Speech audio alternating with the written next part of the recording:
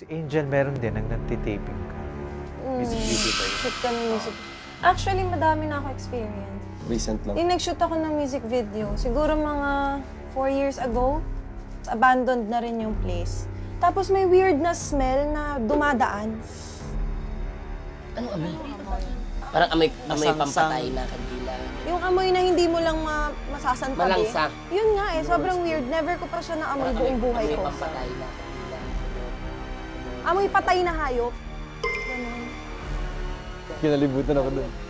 So to the point na nandun kami, nakatambay kami doon, di na namin kinaya, lahat kami pumasok sa loob. Tapos pag-uwi ko ng bahay, naamoy ko ulit. As in panic talaga ako, labas ako ng kwarto, nagsisisigaw ako. Pero halos mabaliw ako kasi syempre, hindi na rin niya alam yung gagawin, magpatawas daw ako. Pero habang nagpe-pray ako, nakaluhod ako na hindi ako makatayo. Hindi ako makagalaw at all. Kahit madilat ko mata ko, hindi ko magawa. As in, parang may nakapatong sa akin. As in, parang may nakapatong Paralysis? sa akin. Habang nagpe-pray ako. After that, nung prayer na yun, nawala na. Pero doon ako natakot. Ikaw, Josh, ano mga kinatatakutan mo? Saan ka natatakot? Ay, meron ka din! Sige po. Siguro marami naman ako na-experience. Yung una, sabi ko kanina may sleep apnea ako, di ba? Ano yun? Sorry. Sa snoring ba yun? Snoring. Pero bukod doon, nagsisleepwalk ako.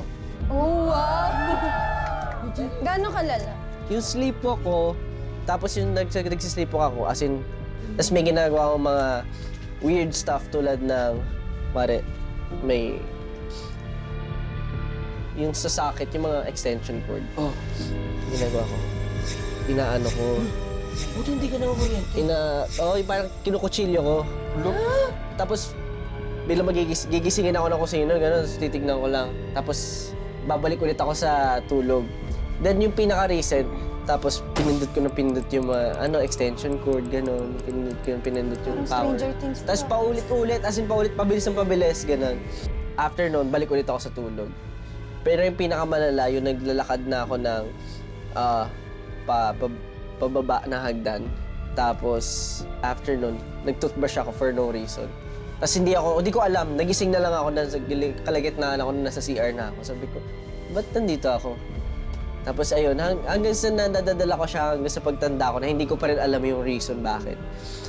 Tapos dun baka may someone na may entity nag-take over pag wala ako, ganon.